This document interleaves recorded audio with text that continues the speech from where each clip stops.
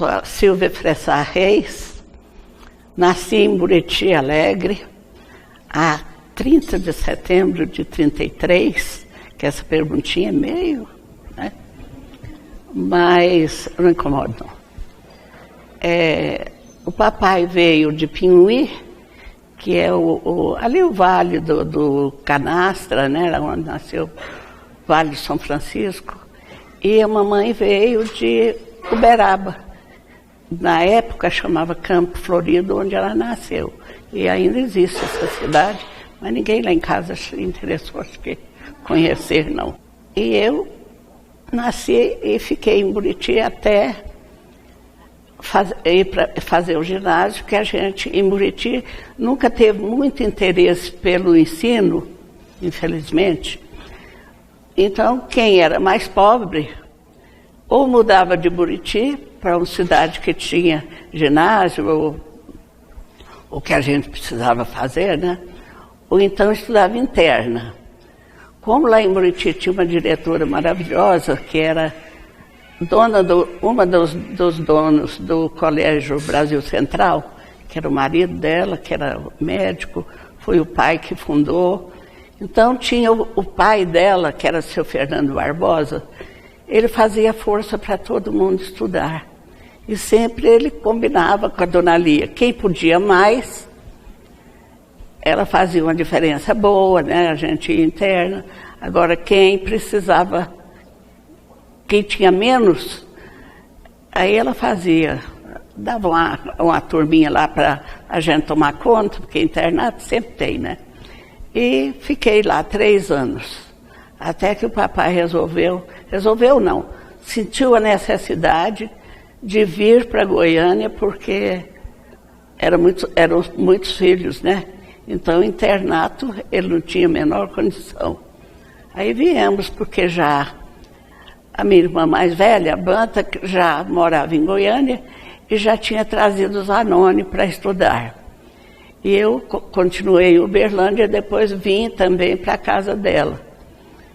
Aí o papai resolveu mudar, e em dezembro de 52 nós viemos para Goiânia, todo mundo. Aí estudamos aí. Então, naquela época, quem não tinha recursos fazia o primário e ficava por lá. Ficava, não tinha como, né? Não tinha escola nenhuma mais para prosseguir. Então, eu tive a sorte de ter tido a dona Lia, que foi uma diretora maravilhosa, e o papai, que fazia muito esforço para a gente estudar. Era a coisa que ele mais queria, é que a gente estudasse. E graças a Deus, o que ele deu condição, todos estudaram. E parece que era costume, então, o pessoal fazer lá o primário e depois aprender uma profissão qualquer. Só podia falar das profissões que seus irmãos aprenderam? O Jová, por exemplo, aprendeu alfaiataria, né? Que, por sinal, foi até um ótimo alfaiate.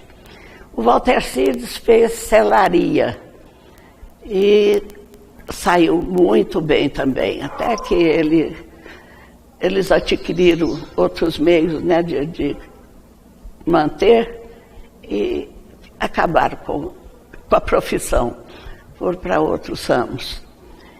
E foi só porque os outros estudaram, né, vieram para Uberlândia e estudaram. Eu, o Zanoni, Claudécio, o Zélio, a Sueli, até o último, aproveitando a vinda do papai para Goiânia, que conseguimos formar. A senhora podia falar um pouquinho do Abílio Fressá, conhecido em Buriti Alegre por Abiloló, foi importante morador da cidade, e a senhora podia falar um pouquinho aí de seu pai. O papai, eu falo que ele nasceu fora da época. Ele devia ter nascido mais adiante, porque ele tinha uma capacidade impressionante de tudo. Tudo que ele ia mexer dava certo, graças a Deus. Então, foi a necessidade que ele tinha da gente estudar, né? Ele achava que principalmente tinha que estudar. E como nós chegamos para Goiânia, ele, lá em Buriti mesmo, ele ensaiou, como eles falavam, várias peças de teatro.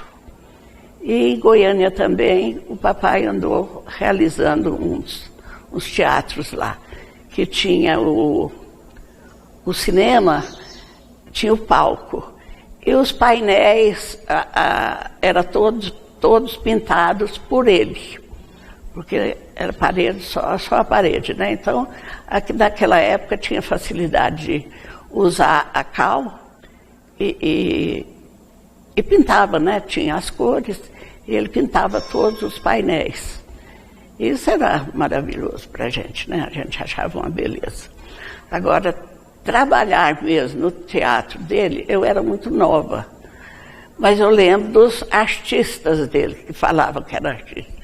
Era um amigo nosso, que era o João de Brito, o Dimas Gonçalves, o Lisboa Machado,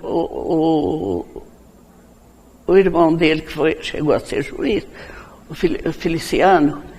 Esse era mais difícil, ele era mais levado, aí os dois não davam muito certo, não obedecia, e aí ele não chegou a trabalhar no teatro do papai, não.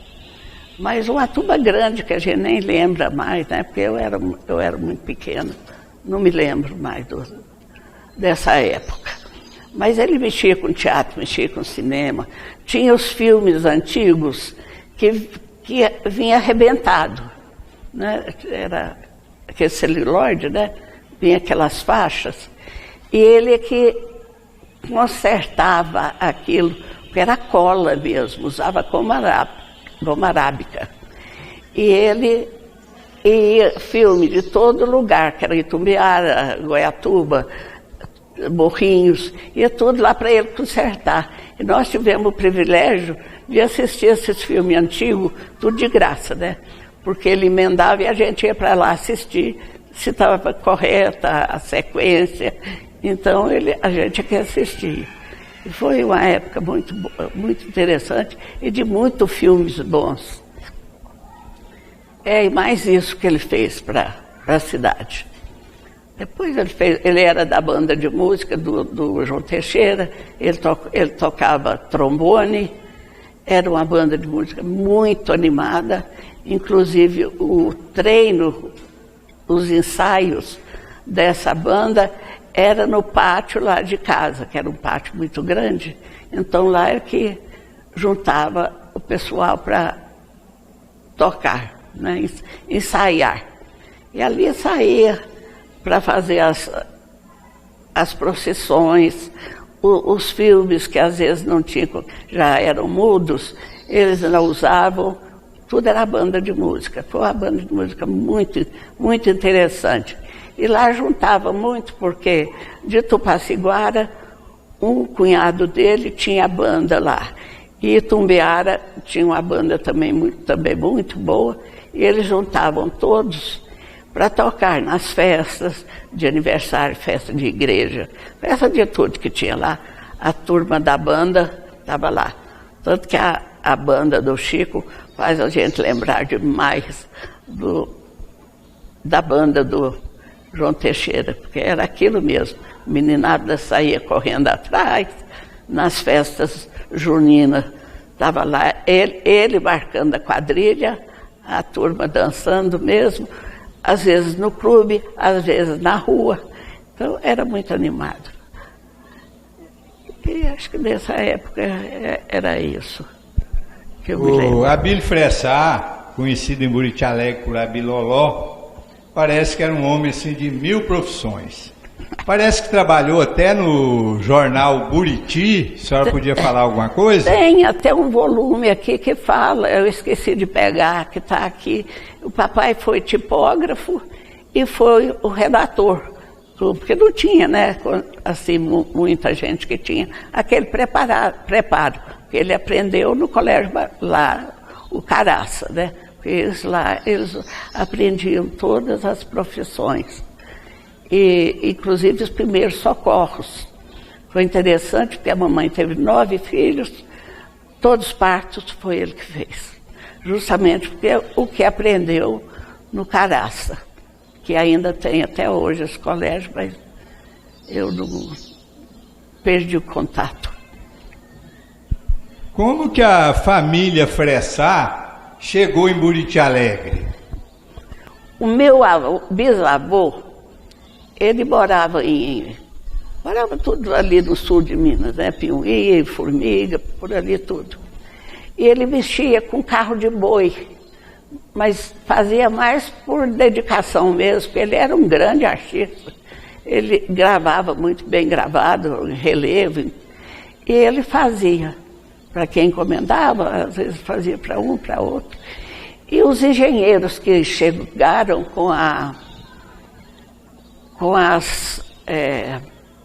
os cabos de aço da Ponte Afonso Pena, chegaram até Araguari, que era onde tinha estrada de ferro, né? Então não tinha como levar até Itumbiara, porque também tinha passado pelos rios, tinha isso tudo, né? Aí ficar sabendo do que o meu avô fazia. Aí foram atrás dele. E como Buriti era mata virgem ainda, né? Ali onde é a Cachoeira Dourada, ele pediu 6 meses para fazer o primeiro carroção, para testar, para ver se trazia os cabos de aço até a beira do Paranaíba, né? Dividindo aqui com Goiás. E deu certo. Aí ele fez 8 carretões para trazer. Levou muito tempo, porque carretão era muito difícil de fazer. Mas como tinha fartura de madeira, ele e os irmãos assumiram mesmo a feitura dos carroções. E foi o que trouxe. Depois teve um dilema danado para conseguir colocar esses cabos de aço para atravessar o rio. Eu não sei, eles falavam tanto que jeito que foi, que a gente nem lembra mais como foi. Mas trouxeram até do outro lado do Paranaíba. E foi muito bom isso, também ficou uma coisa na história, né? Aí que vocês de lá mudaram para Buriti Alegre ou foram para alguma cidade antes? Foi meu bisavô, né? Que ele, com essa vinda com os cabos de aço, ele gostou da região, né? Ali.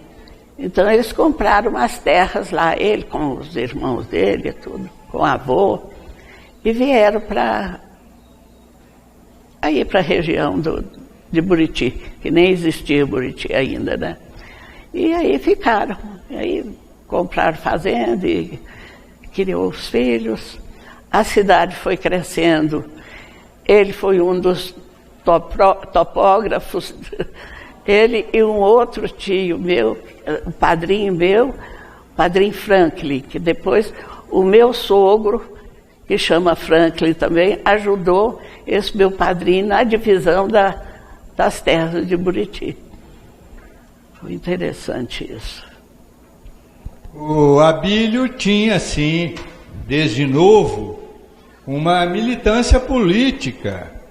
E parece que ele fez parte da Sociedade Operária de Buriti Alegre, só podia falar? Nesses jornais novos que o Orlando forneceu para a gente, com toda a luta dele, ele tem muitos números que tem o papai como presidente dessa sociedade operária. Agora, politicamente, ele era comunista, do PCzão, e porque em Buriti o povo era mais durão, né? Ele frequentava a loja comunista e maçônica, era em Uberlândia. E quando tinha qualquer reunião, ou eles mandavam buscar o papai, ou o papai ia de ônibus, ou ia do jeito que podia. Mas ele frequentou muitos anos lá. E gostava. Foi um comunista desses ferrenhos. Depois, a senhora podia falar também, ele teve lá a primeira padaria mecânica de Buriti Alegre, o que a senhora lembra, assim, como é que transportava esses pães? Não, a padaria eu ainda me lembro de tudo, porque eu já estava maior, né? O difícil que teve na padaria foi só na época da guerra, quando foi proibido, não achava farinha de trigo. Aquilo era uma luta, arrumava um pouco de farinha de trigo, misturava com farinha de milho, mas o pão saía. Muito ruim, mas saía.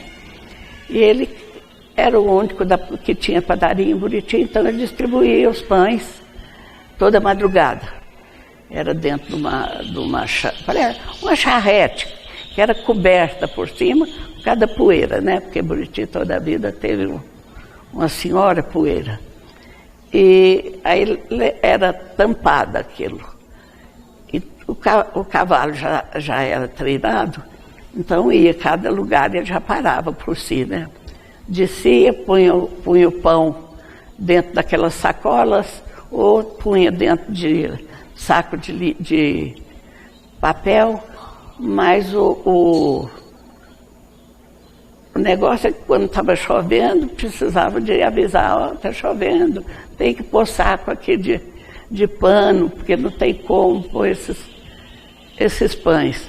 E aí foi até o Walter Schitz tomar conta, que aí já foi um negócio mais moderno. A padaria já ficou mais moderna. E aí foi até o Walter Schitz, enquanto que essa padaria ele ficou com ela.